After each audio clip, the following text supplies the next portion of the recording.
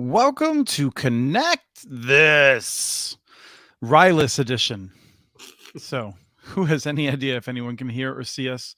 I don't, because I'm trying to figure things out. I just got back on a plane last night. I'm getting on a plane again tomorrow. So temporarily in town, but excited to be around my three best co-host buds for this show.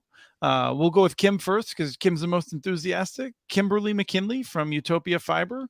Welcome back to another fun episode. Thank you. Thank you. I just have a question for you. Where do you have diamond or platinum status on Delta yet? I think I would need to do 2 extra flights this year. I have like more than enough miles to go diamond, but I haven't spent enough money on Delta to be diamond. And that's only because they combined the 2 years together. Otherwise, I would have, usually I'm right at that threshold of platinum. Okay, fair enough. Next year, Chris. Next year. You're better than me. You're probably like super diamond, I'm guessing. I go to Orlando tomorrow, but I think I'll be just shy of diamond if I don't hit it this year by like a few dollars. I might just plan a trip across country just to hit it. I mean, who knows? Yeah. At this point. I did that one year. It's kind of silly, but That's Doug Dawson from so many CCG. miles. I am lifetime platinum on US Air, so that's not bad. So yeah, I have more than 500,000 lifetime like real miles. That's the one I've been trying to keep track of. I passed 5 million at some point. So yeah. And now you won't even come out to a live show. Doug Dawson from CCG. Today is my email vacation since I use rack space, and we don't have email today. It's been out for 12 hours now, so some sort of major big catastrophe going on. So yeah, I mean, probably I'm really afraid what happens when they finally give me a whole days of email all once. Like, what 7 things that emergencies did I not address today? Well, there's a couple of panicked emails from me. Doug, it's 12 minutes before the show. Where are you? So I'll ignore those. Travis Carter, USI Fiber, welcome. Hello, all. I'm trying to come up with some witty comment for my tinfoil status on all airlines, but yes, I don't envy you all. One year I tried to be, when I was international flying, and that's sad. Are you John Madden? Do you just hate flying, or you just don't find it that you don't go to many places? I did so much traveling when I was young. I just really don't find, unless you're going on vacation, all that interesting. But I will join you all one day next year for a show somewhere. And I think it's that Orlando, what do they call it? Broadband Connect? Fiber Connect, probably. Fiber Connect. Yep. That's the front runner right now. You could talk me into Orlando. So yeah. Okay. All right. Well, then let's. Orlando in August. I don't like Orlando, but my wife does. So if there's okay. I'll go anywhere if Doug's going to go there. So yeah. Maybe that's what I'll do. Wherever Doug goes, I'll go. So yeah. Let's put that one on the calendar. So speaking about that, Kim goes everywhere. Sorry, Kim. Would you like a minute to rebut, Kim? No, I'm good. Thank you. Travis, do you want to talk about your new purchase? Which one? The one you just got, the first time USI has purchased a.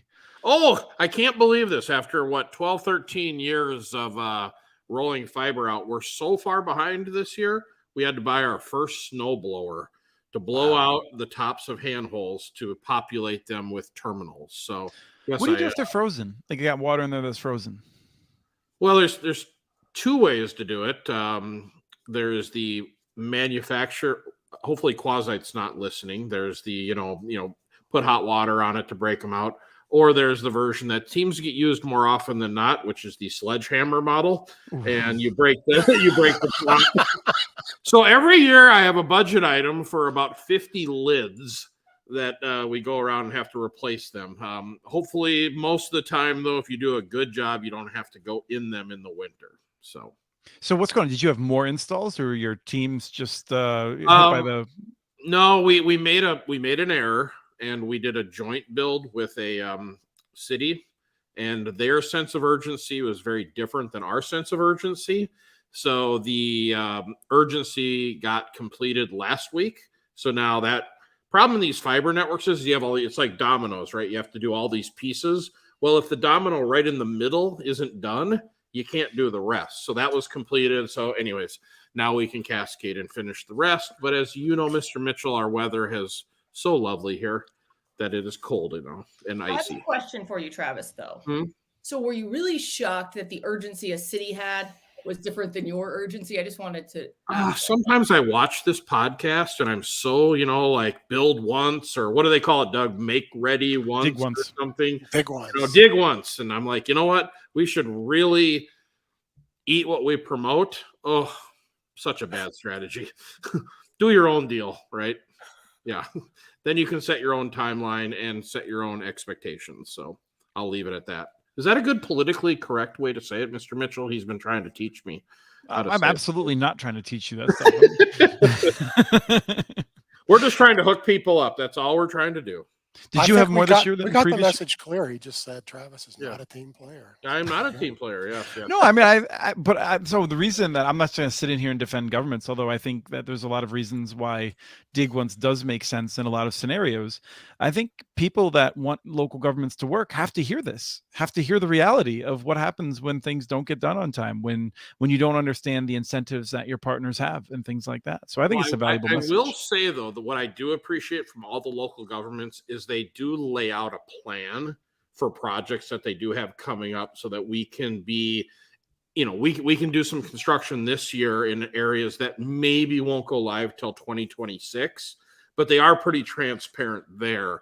So I would say anybody that is building a network, make sure that you do work with your local community to get involved in future steps. Don't wait until the last minute and then try to wedge yourself in. Or if there's going to be a moratorium on the on the road because they're repaving or doing whatever, just make sure, because I think that is one of the pitfalls I see all the time is the moratoriums that are put on roads that we can't go under it, you can't pothole it, you can't do anything, and it's just go. And then that makes you go a whole different route, maybe a mile down the road to cut across. So it's just understand all of those pitfalls. And I'm not trying to say that this is that there's anything malicious here. This is just the way they do it. This is the way they've been doing business for 30, 40 years. And our need to have conduit run immediately we're just part of the process. So anyways, live and learn. But anyways, we have a nice new snowblower if you'd like to come take a look at it, Chris. It's pretty fancy. I would like to ask Kim about what's going on in Utopia. What are you talking about, Chris? You got debt changes to the debt. We do have debt. If anybody knows the Utopia story pretty well, there is two organizations under the Utopia umbrella, Utopia and UIA. UIA is what we have been growing under since 2009, but the original Utopia debt was approximately 185 million. It was under a bad financial structure in which when the Can we pause there for a second? Yes. Like, wasn't this something like Goldman Sachs hooked you up with back in the day? They just screwed you, and this is one of the many cases in which you're just really dumb if you're doing business with Goldman Sachs because they're just going to screw you. I cannot say any names, but it's been an interesting past, Mr. Mitchell, and so I could be wrong about that. I don't also I'm sure they have a lot of lawyers, so I just remember reading newspaper articles about it, and which it seemed I don't know that your interests were not well looked out for by your partner in that. I think there was a lot of things behind the scenes, and I am not as educated on those to speak on them. But what did happen this past week with interest rates rising, we could get out of this bad financial structure. And in the past week, we went to market with about $200 million to the bond market, and we had about $3 billion worth of orders on that. So some of the maturity rates were 20 times oversubscribed. The true interest cost that came in on all of that debt was about 4.17. So You're seeing a huge demand in this space. I think that contradicts a lot of what people are saying right now, that there is not a huge demand for these projects. I still think that the market is very ripe for these projects. And I was astonished when I heard some of those numbers coming out that day. And I even think some of our financial partners were a little bit astonished as well to see that kind of demand. I just came up with that.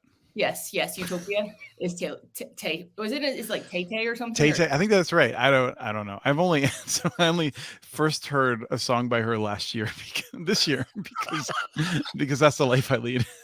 Doug, were you going to comment on the debt?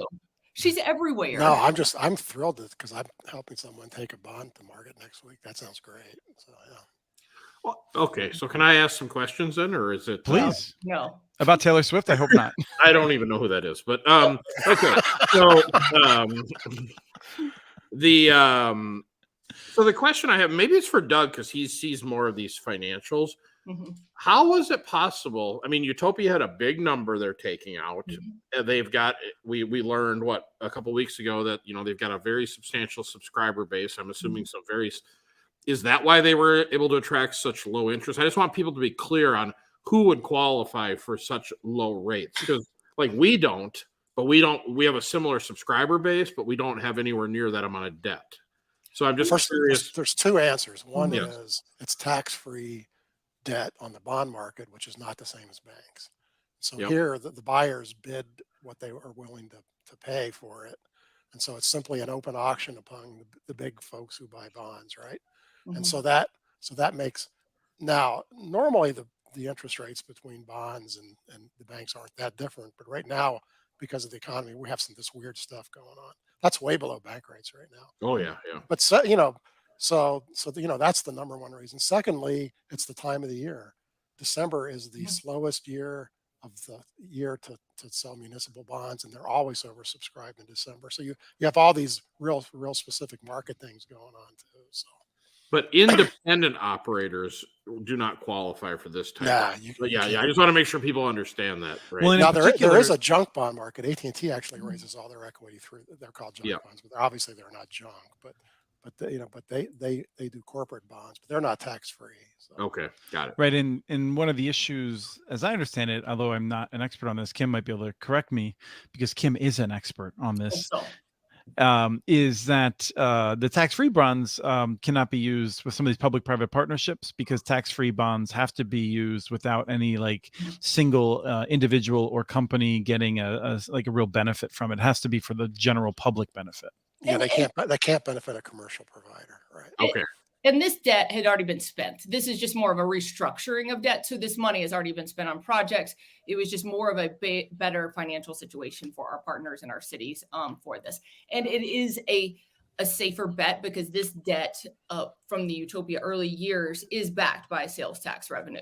So it is a very safe bet as well. I just wanted to be clear on it because where Kim is in the bond market, those that are running outside of that should look to pay right now somewhere 7.5–8% for their money. So that's only you. Everyone else is at 6.25%. Yeah. I want to say for Travis, hey, Joe Biden, thanks for rescuing Utopia in this debt situation. Yeah,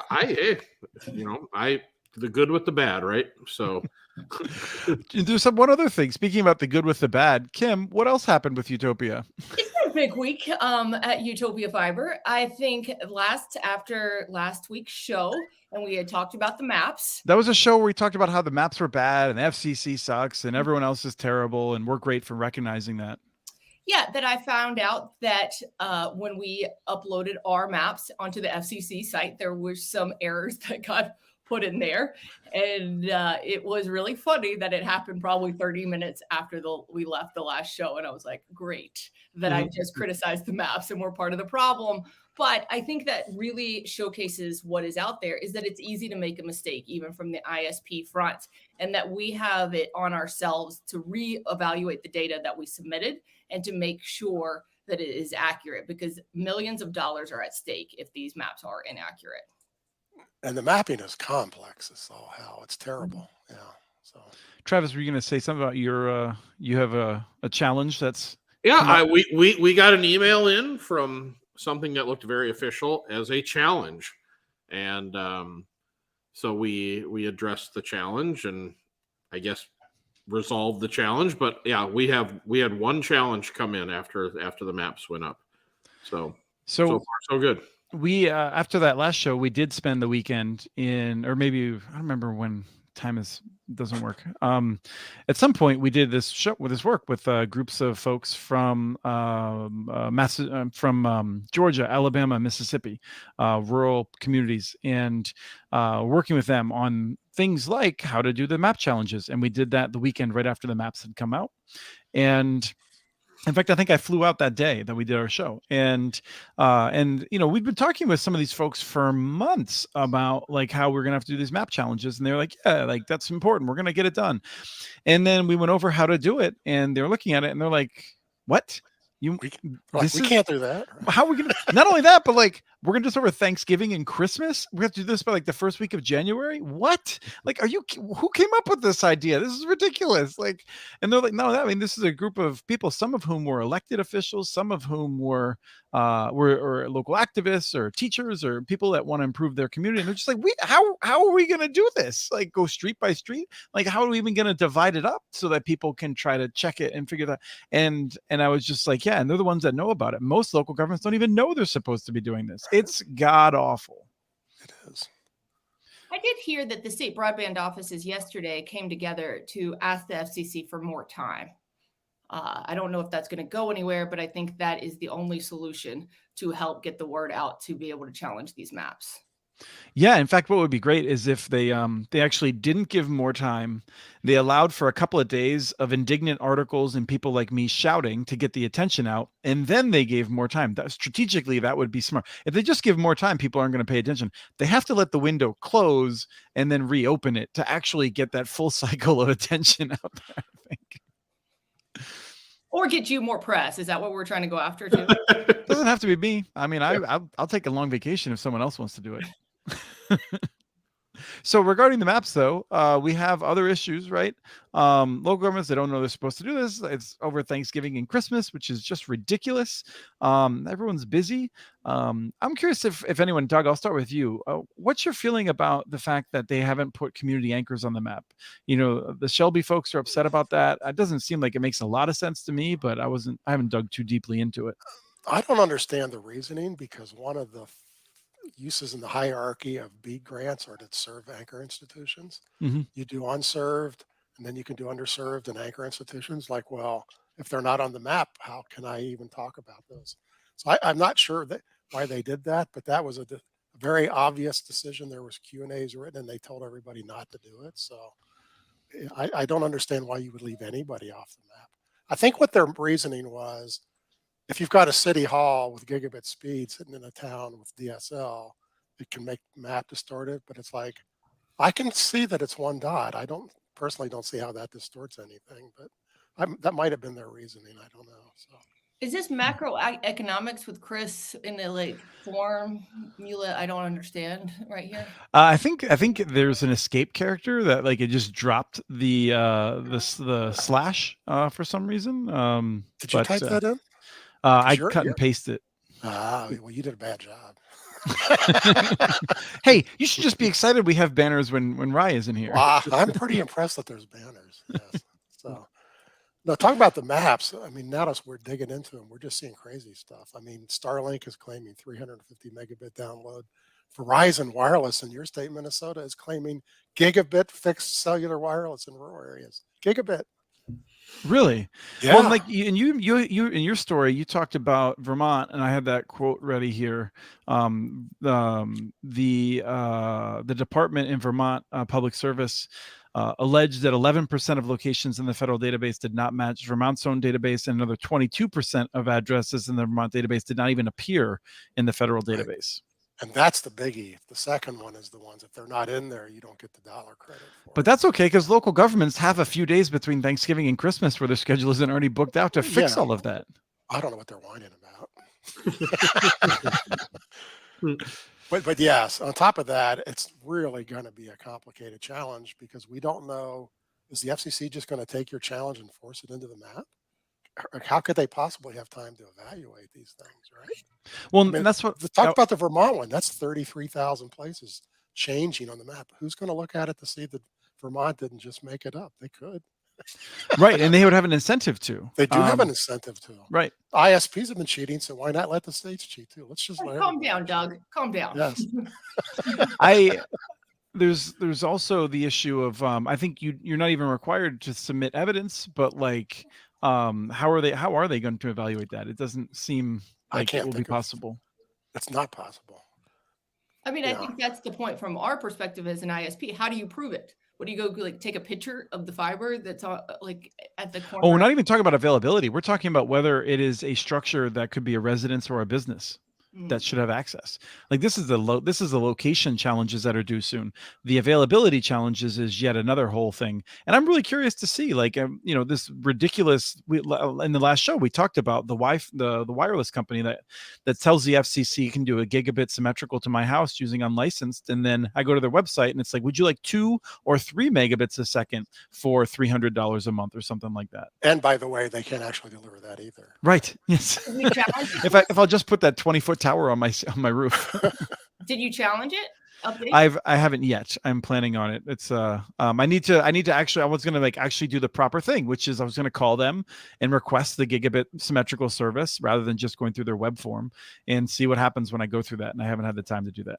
But here's something surprising. Some folks told the utter truth. T-Mobile at my house claimed 0.2 of a megabit speed. Right.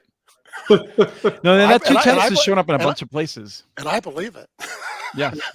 Yep. But it's like, really, that's not broadband. Why that's like dial-up. Why did you bother putting that in?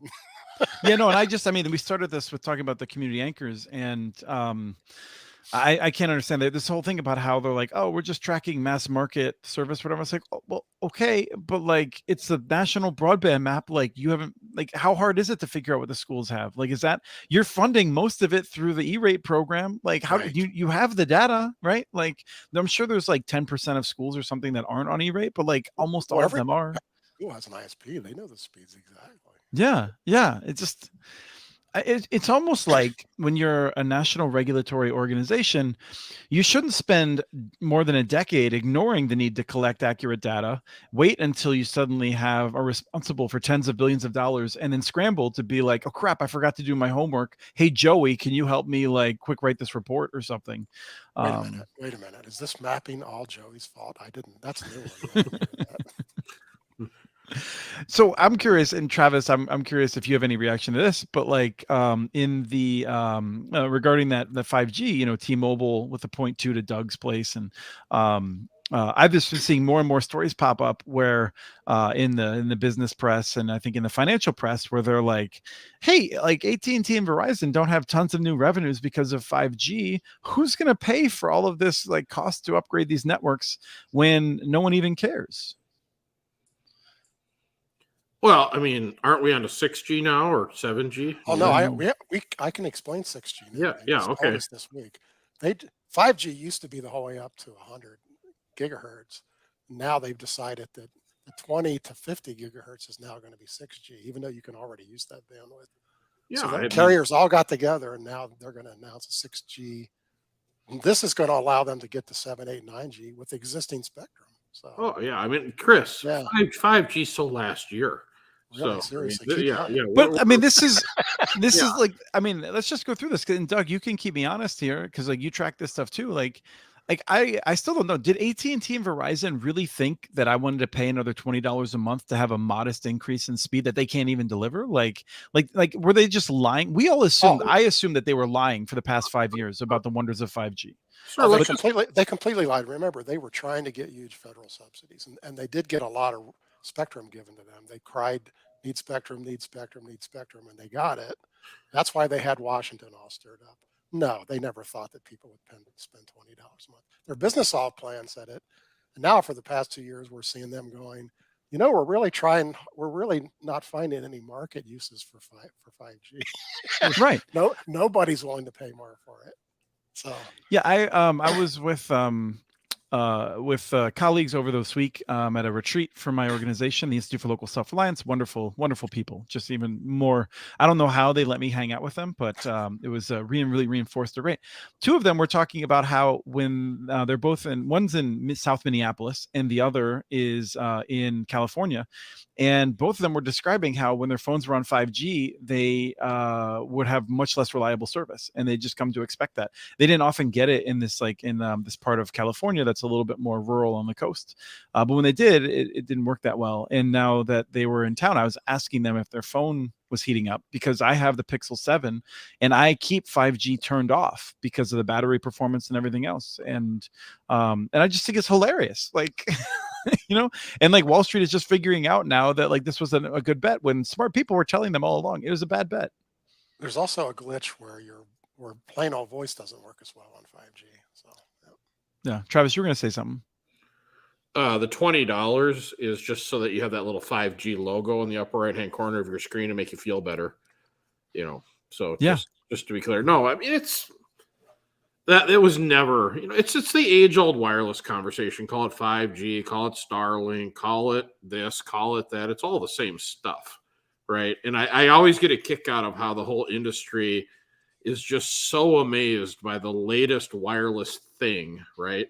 And they rarely, if ever, pan out to be that much better. Travis, go ahead, Kim. Well, we've taught the industry and taught consumers and everything that the newest stuff that comes out is better than the old stuff. This is marketing 101 of what is happening right now. So yes, I get what you're saying, Travis, but I mean, this is what people do. And by the way, Ruthie got mentioned last week and she's really wanting to be on the show. Nice. Oh, so happy she is. Huh? Welcome, Ruthie. Yes. Well, my new one that I thought was kind of funny is now some of the wireless providers are starting to go, well, fiber only lasts 25 years. So it's a short-lived asset as well. Was that you, Chris, that brought that up? Somebody brought that up recently, and I'm like, yeah, that makes sense. But that's how they're trying to start justify that, because as the industry continues to talk about how you have to uplift every 3, 4, 5 years wireless technology, apparently, Kim, you're going to have to pull everything out in another 15 years, and I'll put it all back in. So. Well, our first customer was lit up in probably 2006, so we're almost having to replace that. I mean, you're end of life. We're end of life right now, and that's end of life. It's showing. It's really showing that fiber is going to be useless in 5 years.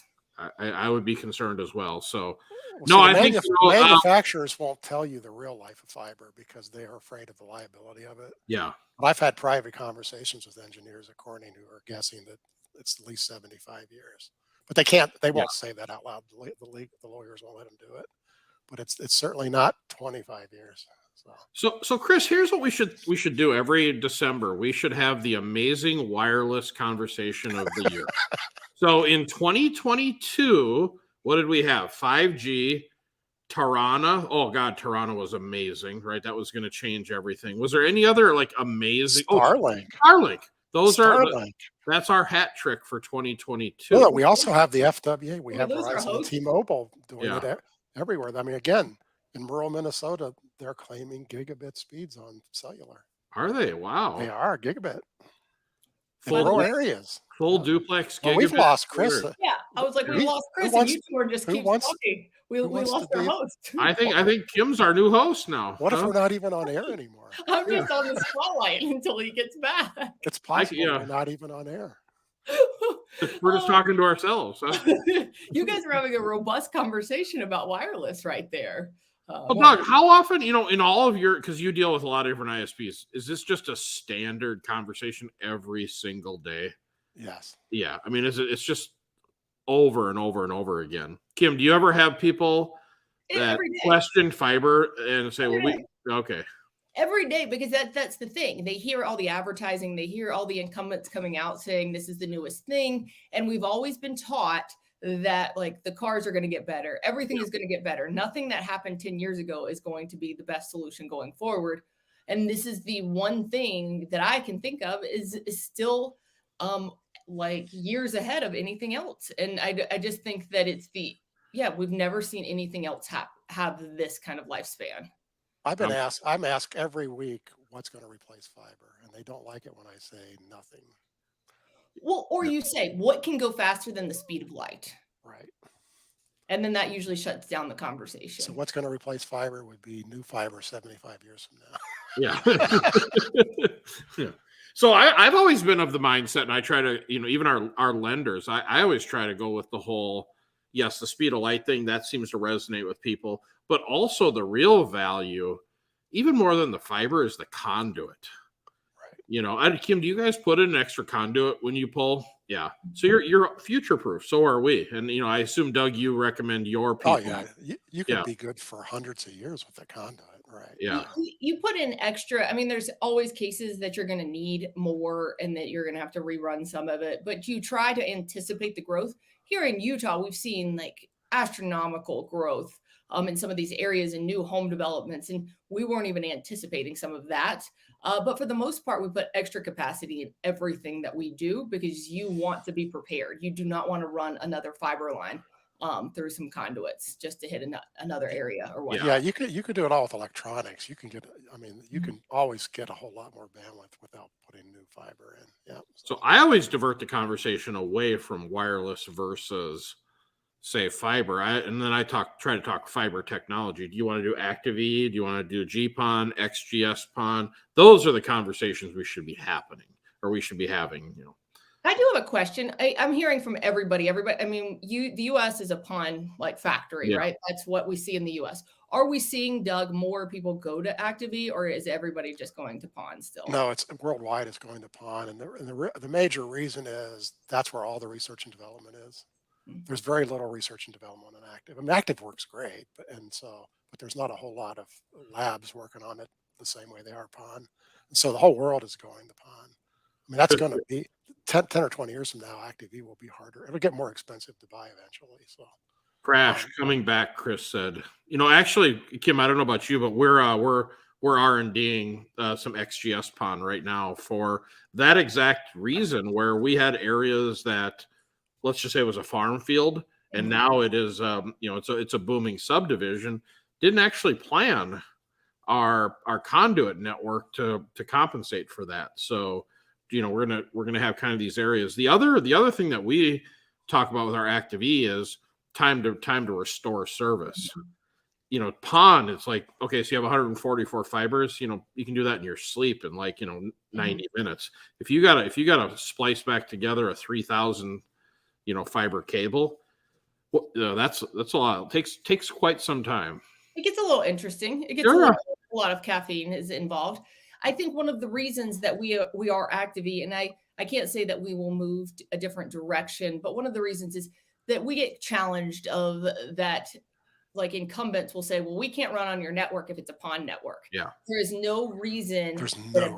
Yeah, a big carrier could not run on an Active-E network. So it almost shuts down that political statement, and it stops that argument from happening. So that's kind of interesting because in Springfield, Illinois, or Missouri, where CenturyLink is on it, they want it PON. I mean, so it's just a matter of preference. You can do it. You can do open access. Yeah. I'm a huge fan of Active-E, and the reason we went with it was technology agnostic. We weren't stuck into somebody's like ecosystem. And then, you know, I know a lot of people out there that are running PON networks are stuck in like Calix's system, or they're stuck in. Now, my understanding of XGSPON is it is more of an open standard, so you can mix and match hardware vendors. But yeah, no, that's why. And I'm glad we did, because during all this supply chain issue, we never really had a problem because we could just switch around between 3 or 4 different vendors. That's exactly. Hey, I have a question for y'all. If we've been off air the entire time and we come back, can we just summarize this conversation? Just right. Fiber good, wireless bad. Yeah. I don't know. Chris said Crash coming back. Okay. I mean, it does say you're in the show, so I mean, it could be recording. I don't know. Tom, Juan, Mike, any of you guys see us still, or are we just chatting to ourselves? I mean, I'm cool either way. So, you know. You know what it is? Ruthie just really wanted to be on the show, so she like crashed Chris's computer. Well, it's probably from the millions of people who came in to watch her.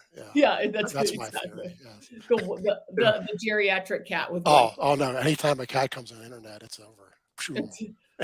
Yeah, that's an interesting point. No one is saying that responding to us. So we don't see Chris. That was at 12:33. But can you see us? Oh no! I just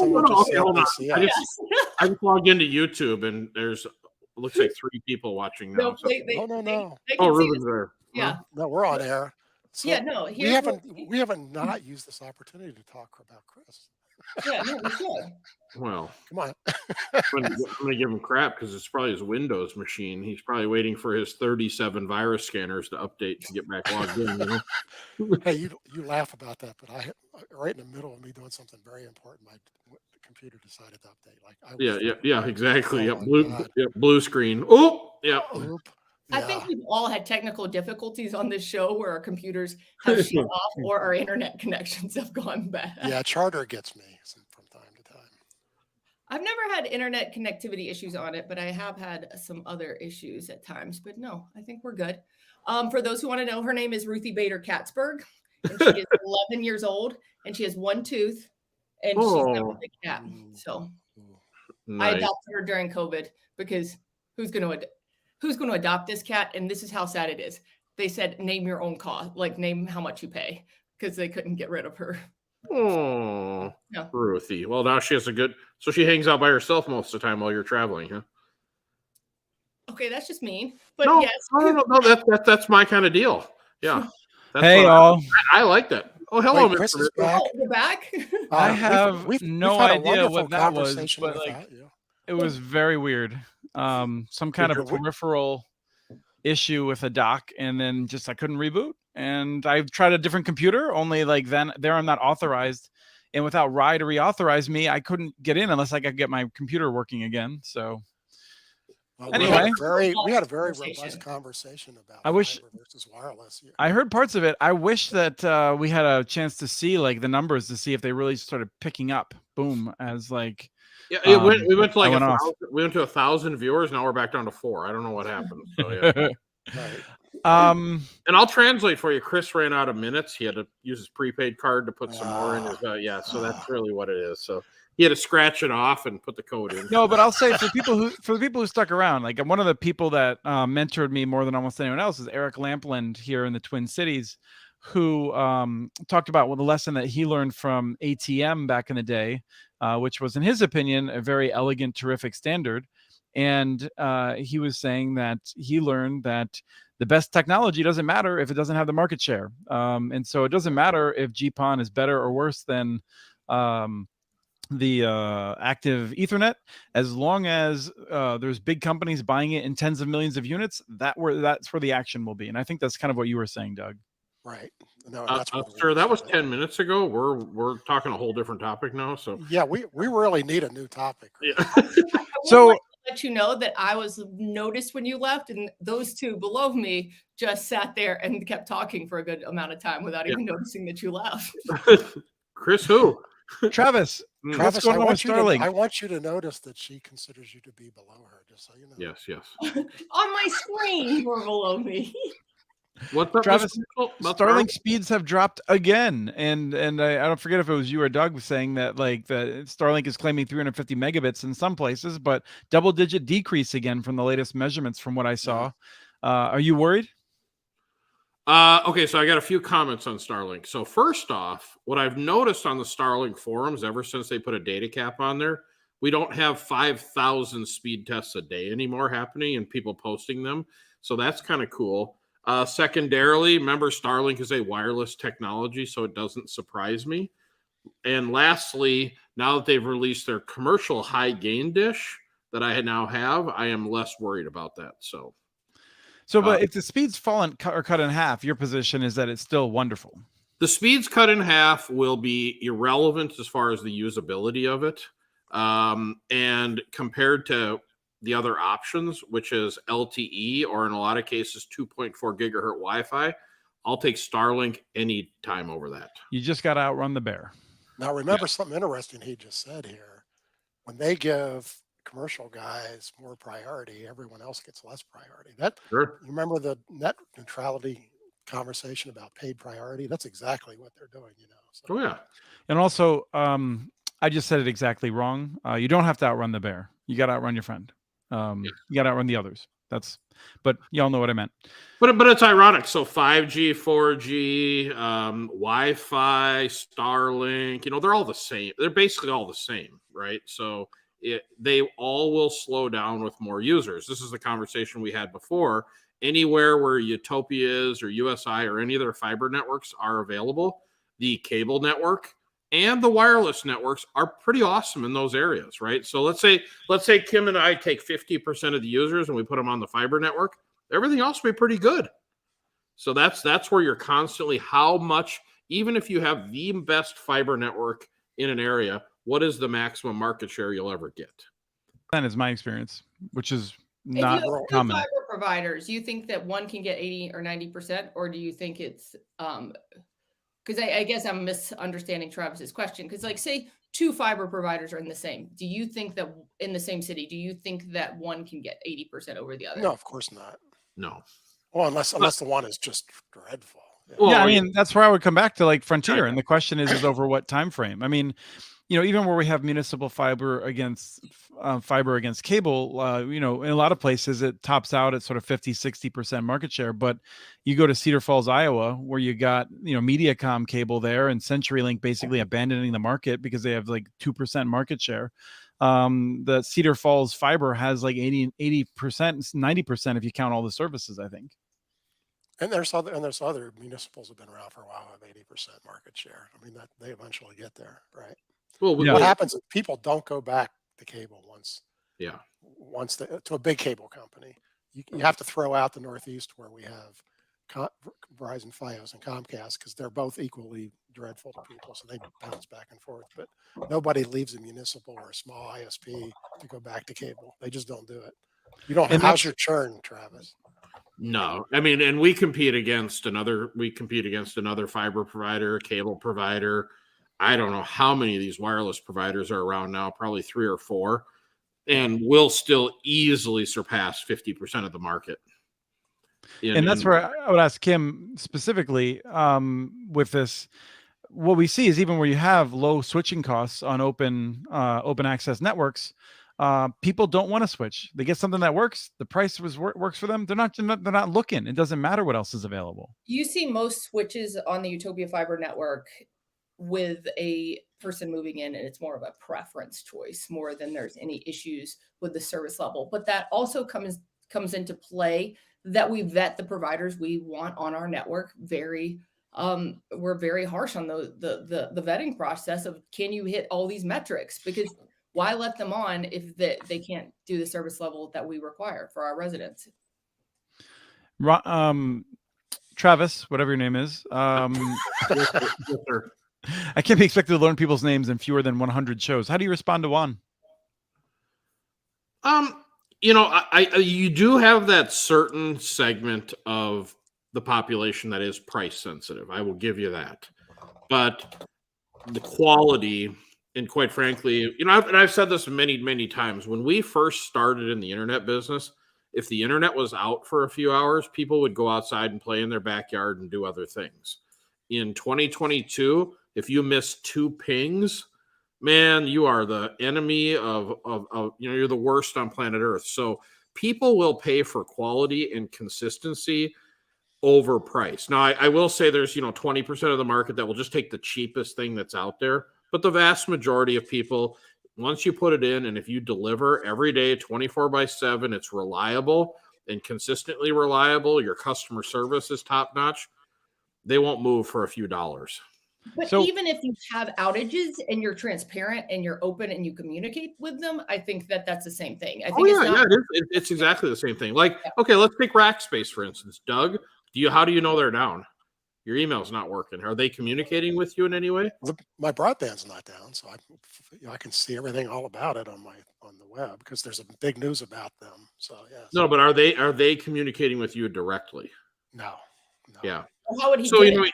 Yeah. So in our world, if we have an outage, we will text you and we will say there's an outage in your area. Here's the expected repair time, and then we will constantly update them throughout this whole cycle. Kim, you're 100% right.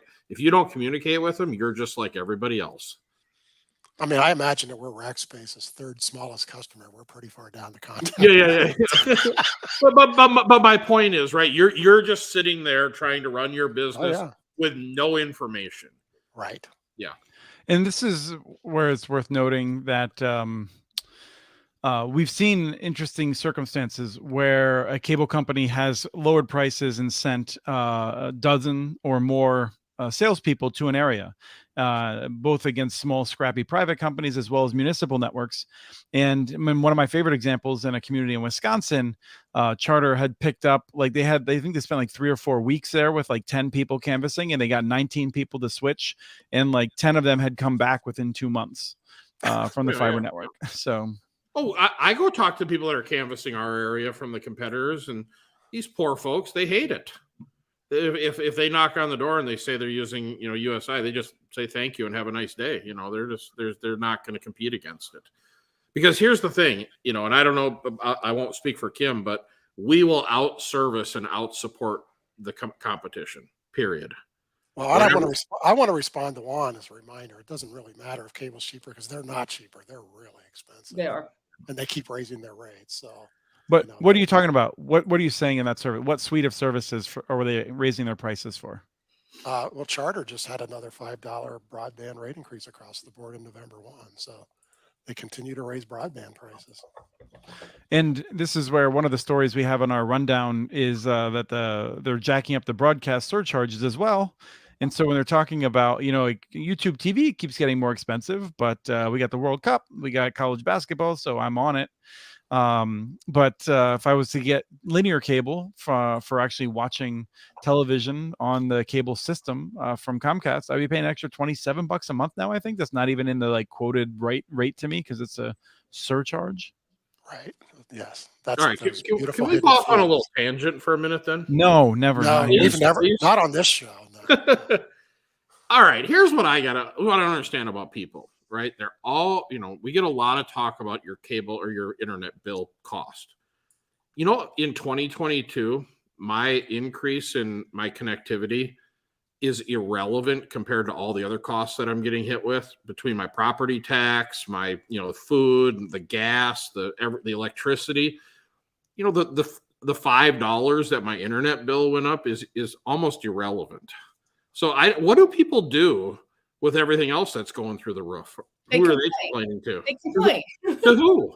Who listens? To anybody. Have you ever heard it? Yeah, they just walk around complaining. Welcome to our society. Oh, see, so I was reading this, I got jacked with 12% property tax increase. And I'm like, no, I got a much bigger one than that. Yeah. Okay. So who do I complain to? Well, there's nobody to complain to. There's absolutely something for the property tax increase. Local governments in Minnesota have truth and taxation hearings. They have 2 of them, I believe, where you can go and talk to them, and they often do. And as someone who knows people that have worked for the city of Minneapolis, they took it seriously. And the more complaints they heard, the more likely they were to bring down the level of increase. I mean, that's what's happening right now, is that what you got was a 12% proposed increase. If there is enough complaints, if it's more than just the 2 people that always complain, then they'll start responding to that in a number of ways. Okay, fair but enough. like my electricity bill, like I have an investor-owned electric and gas company, and I am far more efficient than I was last year. I mean, my usage has been going down regularly, even as we have a growing child in the house, now 7 years old today. Yes. Could you hold them up for the screen? Soon I won't be able to hold them up at all. And anyway, it's crazy to be like, oh, I'm using like 12% less electricity this year than I was last year, and my bill is 20% higher.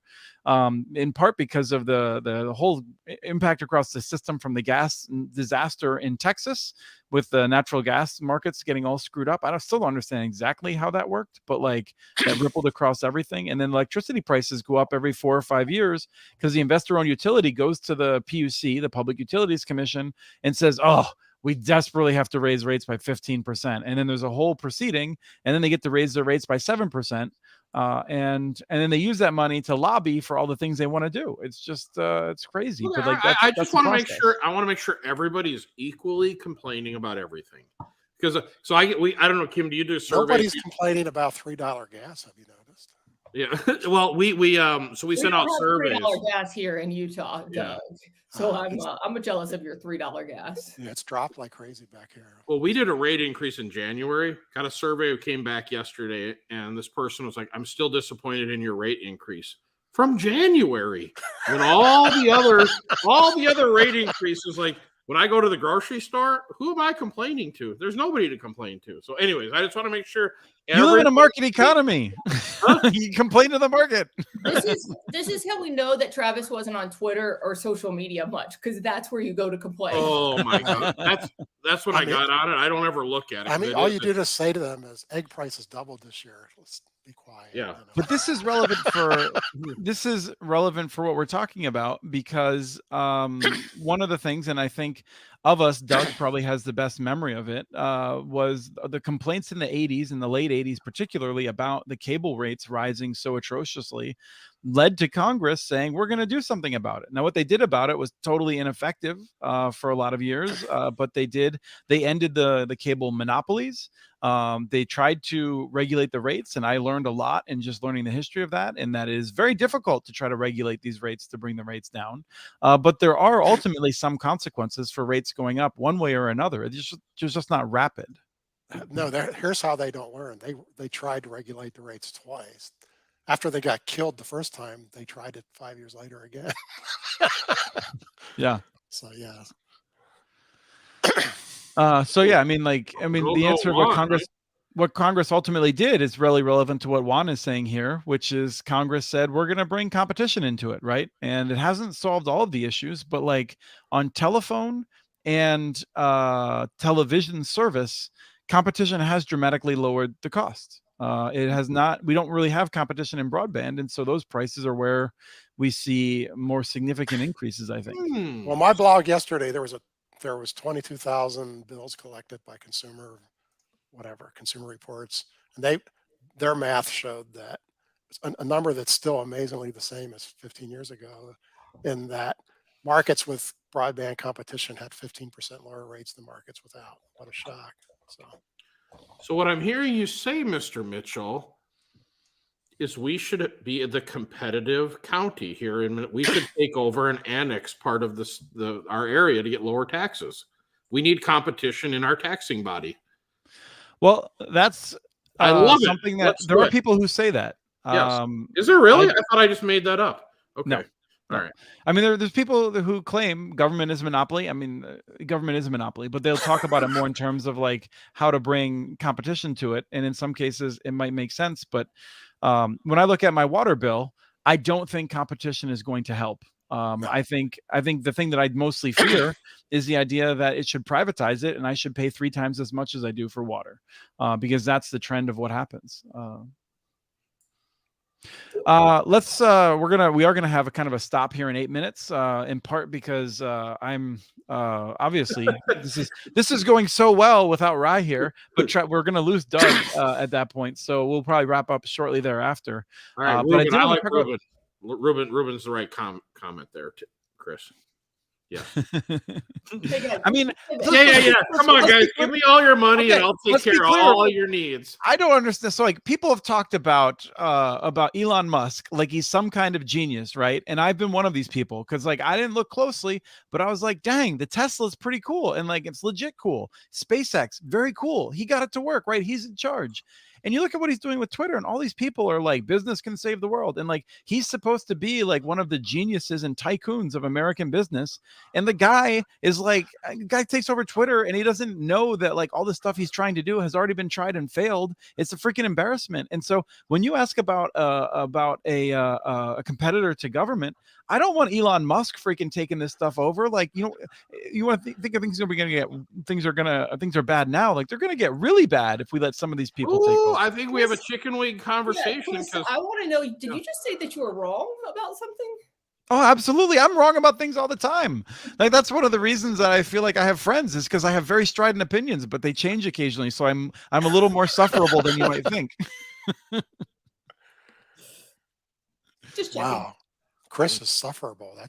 I like all I know is 100. Is it $100 million for that map they made, or is it only 45? I just want to make sure. It'll be in the hundreds of millions of revenue to cost because of the way they went about it. But so I'm reading this amazing book right now. I'm looking around like I'm going to hold up my Kindle, and that's going to show you something.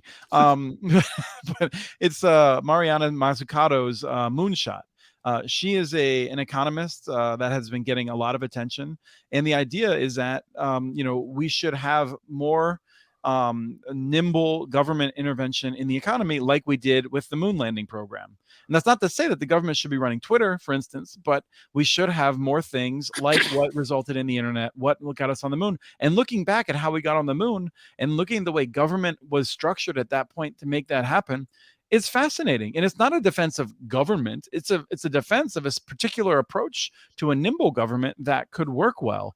And I feel like most of the people who are arguing for more government right now are not sufficiently upset about how inefficient government can be. And we got to fix both of those things. There are more efficient governments around the world, but some of the ones that you think of being very progressive are even more caught up in bureaucracy than we are. I mean, it's a tough thing to make efficient. So, but Yeah, I this mean, I'll has just look nothing at to like, do with broadband. Boy, we really are. no, we but do it go is off relevant. track. I mean, look at Travis. Look at your, so St. Louis Park is considered to be very well run. And you see that every day that you're working with different cities, don't you?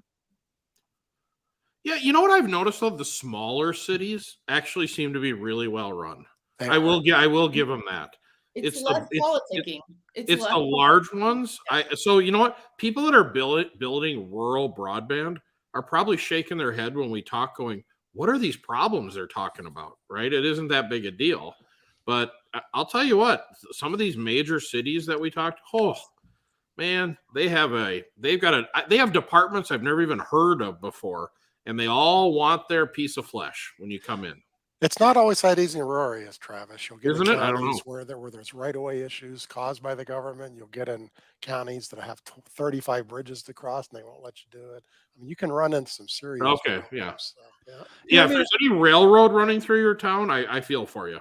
Yeah. Well, and I'll just say, like, I feel deeply frustrated when I look at large cities for what you just said, Travis. And when I look at what's happening when people try to do innovative things that are needed to be done there, it does seem like it's difficult. But at the same time, that's the economic powerhouse of our country, is these cities. And so it's this weird thing where it feels like something's obviously going right. And yet, obviously, it's frustrating to look at and say all this stuff doesn't work. What are you going to say, Travis? But hold on. The key word you said there was innovative. And what that really means is different.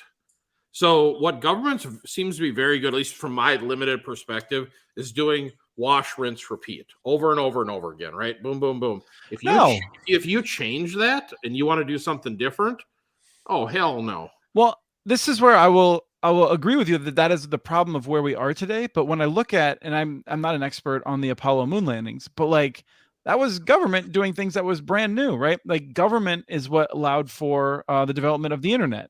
And like, there was this point at which government was enabling really innovative things. And I think there are governments that, are doing innovative things still. And I think Kim knows some of those where they're pushing the limits and they're not just doing rinse and repeat. I think it just depends on the government. I was actually just thinking about that. Like, there's some that are trying, but there is a lot of politicking that comes into place, and there's a lot of money at stake in government too. And so, yes, I think that there are some governments that are doing some amazing things to push these limits. And I mean, Utopia is an example of it. What government agency in Utah would have created an open access network over, in 2004 when the concept, or 2002 when the concept came to play? So there are, but they take a lot of arrows, and you have to be resilient through government to get through some of this, to get to the other side. And I have a quick defense of local government. You should look at what it means to be a city councilman. They have to handle 35 major issues, one after the other, all year long. They each come with a 500-page book, and they're almost impossible to understand. And I mean, it's got to be the hardest job in the United States. I have a lot of respect. I ever run for local government. That seems awful. And it's your neighbors who can come, and everyone hates you. Well, this is, I think I would highlight what Ruben just said, which is, if you're frustrated, local government, join that government. Again, one of the things that was fascinating is last night, as I was drifting off to sleep, reading about the Apollo program, as well as Mercury and forget the other one, but was the what level at which people were flocking to government to be doing something new. And I think we see this with municipal broadband to some extent too. We saw interesting people, like the best and the brightest of AT&T and Verizon. Not all of them, but significant numbers of them were like, I'm bored with this corporate environment. I want to go run this municipal network somewhere. I'm going to be doing interesting things with this co-op. And they've gone out to do that and to do interesting work. And that's the sort of thing we want to celebrate and we need more of. Well, I think I am logging off now, folks. So. Bye, Doug. Thank you. Actually been it's a pretty good show, particularly the part. Doug, you're going to miss my secret of how to work with government, but you can watch it later. I'll watch the. Yeah. Bye. Thanks, Doug. Thanks, Doug. Kim? I think it is. I think municipal broadband is interesting. And it's, for me, I work in municipal broadband. I've been here for 12 years, but the reason I stay and the reason I'm still working is because it's a passion and it's fun. You're fighting against something. If it's the same rinse and repeat every day, yeah, I would be bored because that's not who I am. But there is a spirit that is driving some people here. But there's a lot of people who don't want to go into government because of all the politicking and what's happening. I heard this yesterday that the state of Oklahoma has their broadband director position open, and they have it posted for 205,000, and they can't get any applicants as well. I mean, Not even applicants. Yeah. Like they cannot get qualified people. It might be qualified people. I can't say in general. I'm sure somebody will apply for it. But so I think it's a balance of, do you really want to deal with the bureaucracy that comes in from working in government versus some of the excitement that is here right now as well. Travis, you have secrets for us. All right. I'm going to give you my secret I've learned after 12 years for dealing with government. Don't be a bull in the china shop. And what I mean by that is when we look at a new area to go into, I'll do 3, 4, maybe 5 streets for that summer and make sure that we do a good job. We do all the repair. We're not a problem, that we're not, we're just not going to come in there and tear up the whole town, because here's what's realistically happened. And I don't want to pick on the cellular providers, but they come in like a bull in a china shop with people from not in the area who don't care. They destroy the public right away, and they leave it for the city to clean up after they leave. So we come in, we do 5, 6 streets, we make it, perfect. We start getting really good feedback from the city, or from the constituents. Guess what happens in year 2? Now people aren't sitting in the city council with their arms crossed all mad. They're like, hey, what can we do to help be successful? So prove that you're not a fly-by-night operation, and I think most of these cities will welcome you to come to town. Yeah, and I appreciate that. I feel like one of the things you draw out is these are reasonable people, like they're great people, but you know what they don't want to deal with? They don't want to deal with your mess, right? They really, and I don't blame them. Most of the cities that I've dealt with are like, please just don't destroy the neighborhood. And then I've got every homeowner calling us, complaining, we're trying to track you down. And I've seen some of the other contractors work out there. I don't know what it's like in Kim's area, but it looks like a bomb blew up when they're done. And it's terrible. Which is a two-way conversation with local officials too, because they're working under parameters that they can't help either, that it might have been set for 10 years. Yeah. You can't just think that they're being obtuse for the sake of being obtuse. They might just have some things that they have they can't work around, and you just have to make it, hey, I'm trying to get this accomplished. What can we do to work together to make this happen, instead of being that bull in the china shop mentality? Well, and don't worry, you will run into those difficult people from time to time. You just need to, people at the end of the day, it's just people, right? So you are gonna have these challenging ones. You just got to work through it. I've never met a challenging person in my life. I have no idea what you're talking about, Trevor. You need to have dinner with Mitchell. You had dinner with Mitchell, yeah. Yeah, I've seen Mitchell around a few times before. I love a treat. I love getting him fired up too, though, and it's usually, I don't really. It doesn't matter to me, but I like to tease him on the tax stuff, because that's where he really gets going. I just get going because I feel like a lot of people throw around a lot of things without appreciating the full context. I would like to ask the question, though, Chris. I have to ask it every time. Do we get a 5th FCC commissioner before the end of the year? Before the end of the year, I don't know. I think we do before January 5th. Okay, he's making a bet. Whoa! Another bet to win. What are we betting? I just want to say I had the best dry rub wings I think I've ever had the other night. I was out with my team, with the folks from the Institute for Local Self-Reliance, and it was at a place called City Tap. I think there's a couple of different locations in DC in the downtown area. Oh, not here. Okay, not here. No, it wasn't here. But they were terrific. And I'm usually more of a sauce guy. So, yep. We had a good dinner. Had some good root beer. I had Nashville hot chicken and wings, or Nashville hot chicken and waffles. I mean, and the other W that I love. So I do love that Ruben just blamed his eating habits on you, Chris. Yeah. Hey, are we going to do that for next year? Are we going to go to that Broadband Connect thing? Are you going, Chris and Kim? I think we should plan on it. Yeah, we can talk with them and see if we can do the show there. Really, Travis? Fiber Connect, whatever. You platinum flyers. I mean, we might know someone pretty important there. So no, you're not. All I want to do is watch you and Kim walk through like celebrities, in this broadband space and have. Well, that's the one where I'm the least well known. I mean, like, we have to go to the broadband communities or Mountain Connect where people know me a little bit more. Oh, all right. Well, then we won't watch you get. We'll watch Kim be. Autograph session, meet and greet. No, but the Fiber Connect would be fun because like that's our audience, right? I mean, like we could have like 2 or 3 people watching the show. Well, that's true. We could double our fan base. Yeah. The hall would be totally packed, and there would be 3 people in the front row. Yeah.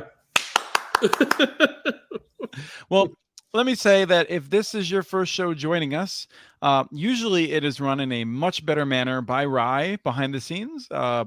And then the few times I've taken it over, I have not epically disappeared for 20% of the show. So this was a first for us. And I'm glad that Travis and Doug were able to be blissfully ignorant of my absence, and Kim just covered. So thank you for that. Yeah. Yeah, but you left me on spotlight the whole time, so I'm just sitting there. Yeah, I'm sitting. So I pulled it back up on my other computer, and I was like, I'm backstage, and I'm like, I have to figure out. Rye was supposed to be on vacation today. He's actually not feeling great, so I don't want to like bother him with it. So I'm just like, all right, I'll just have to figure out how to get this stupid machine back up and the peripherals working again. Like, I'll just say it, Travis, I used the Apple platform for 3 years, and it was not better than my experience on PCs. So maybe I just got a couple of lemons, but I was not impressed. Sir, you run a Pixel phone too. We've disqualified your technical choices at the beginning of the show, sir. Sorry. Yeah. I got my Pixel watch. And you have a Pixel watch. It's too small, but it's all right. You know what? I love you, man, but we couldn't be any different. That's why I like it, Except for our hardcore love of pinball and chicken wings. It's when you get the green text, it kind of was like, oh gosh. Oh, I know. I'm like, who's this? Oh, it's Mitchell. Or I can't copy and paste the funny memes to him. I have to like, make a picture and send it. And then all my friends laugh at the joke. And Chris is like, well, during the Woodrow Wilson administration. Well, actually. Yeah, and I'm like, oh, so I tell my friends, I'm like, hey, I'm going to send this to my buddy Chris and watch his reaction, right? Yeah. Well, that actually isn't true. Back in the 17, 18, whatever. I'm like, look. Yeah, but like that's the thing, right? Is that like, I mean, I'll say that like some of them are funny, and I told you how I would improve one of them to be even funnier, even though it was not my politics. But he critiques memes. Chris critiques memes. He's that guy. Oh, he does. Oh, yeah. It's hilarious. Yeah, which I think is, but my son does too. So that's why. For anyone who hasn't seen it, XKCD, someone is wrong on the internet. Just do a quick internet search for it. If you haven't seen the comic, that is my life, and I've come to grips with it. But you know what, Chris? I will say my life is substantially better knowing you. So thank you. Yet again, an insult to me. Thank you, Travis. 2 in 1 day. Yes. Kim, you're a celebrity. What can I say? I'm just an honor that you're in my phone, which actually does bring up a little story where I did have one day somebody said, hey, do you know the people at Utopia? And I'm like, yeah, I kind of do. I'm kind of a big deal that way. And I bet she'd even answer my phone if I called her right now. So thank you, Kim, for the street cred. You're welcome. You're welcome. Nice. We are going to be back in 13 days with much more technical expertise, and we'll be reflecting on the year, I think, or maybe we won't. Who knows? I'll tell you this. If you're in the chat, you can help drive the show because we are narcissists and we want to think that people actually like us. So you should put in questions in the chat and then we'll respond to them for the most part. So we're going to be back, though, in 13 days, and that'll be the last show of the year. And should be fun. But this has been an error-prone and stomach-rumbling edition of Connect This.